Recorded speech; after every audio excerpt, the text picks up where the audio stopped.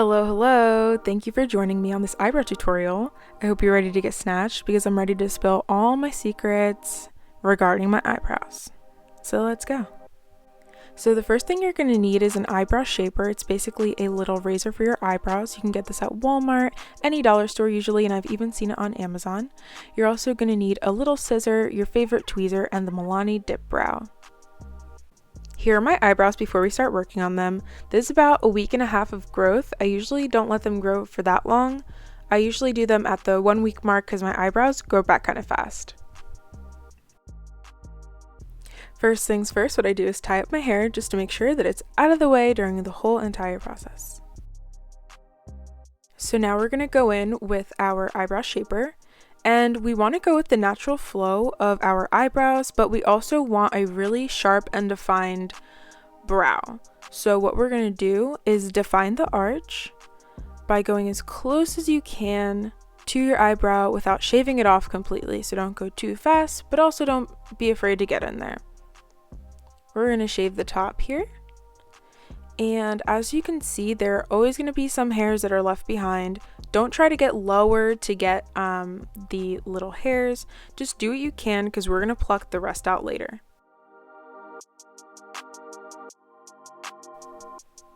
Now I'm going to do the same thing on the other side, only I'm going to speed it up because you already saw what I just did.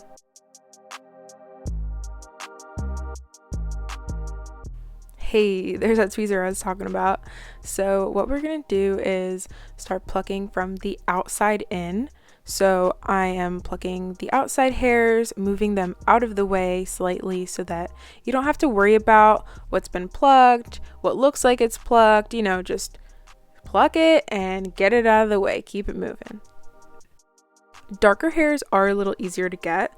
I'm in front of the window in direct sunlight and I can't even see some of the tiny ones.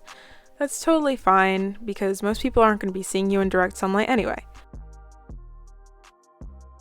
So I'm about to zoom in here on these little tiny hairs, like really close to I would say the hairline of the eyebrow, but these hairs can really make or break your entire eyebrow.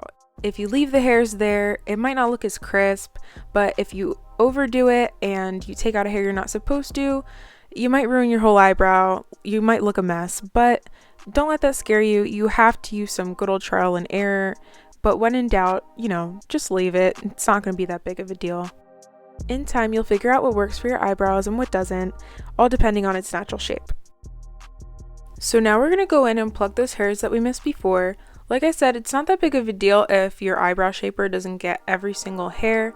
Some hairs are even going to be too short to pluck, so it's really not that big of a deal. I usually touch up like kind of odd parts of my eyebrows throughout the week because your hair does grow at different rates.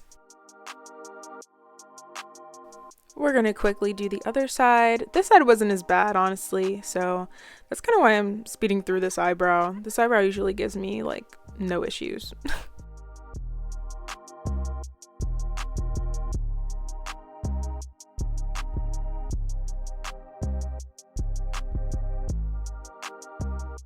So now we're going to take our spoolie that came with the Milani Dip Brow and we're going to brush our eyebrow hairs up.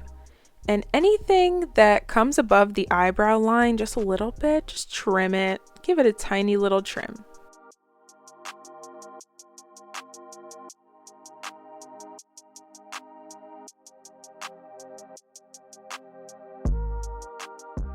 Now we're going to do the same thing on the other side. This one had a lot more extra hair for some reason.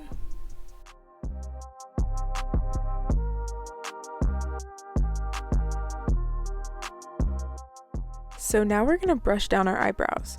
Why are we brushing them down, you ask? Well, it's because we have these little hairs here that just don't know what they want to do.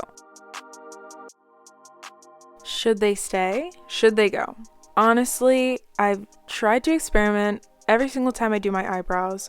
One time I tried really growing them out and I've realized that usually they just don't belong. So if you try to grow out these weird awkward looking hairs a few times and it just doesn't fit with the rest of the eyebrow, just pluck it.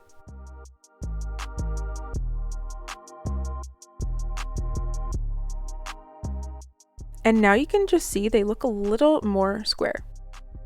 Not a crazy difference, but nonetheless, it really does help the look out. Alright, so this is me coming back from looking in the mirror behind me and really getting a good look and cleaning them up one last time for you guys. I missed a few hairs there, but now that I went to the mirror, they look like they are all gone. Now, for the part everyone's been waiting for. We're gonna fill in our eyebrows.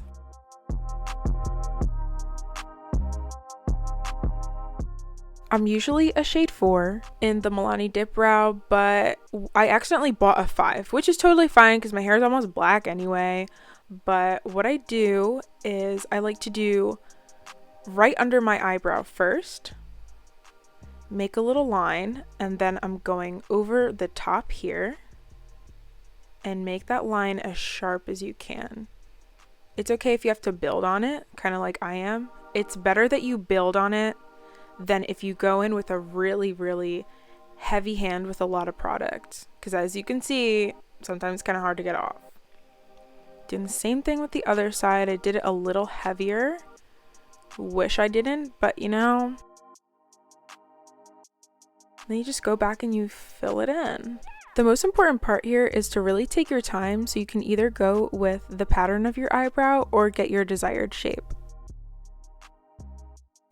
So something about this eyebrow looks a little off to me, so I'm going to take my scissors and just trim it a bit.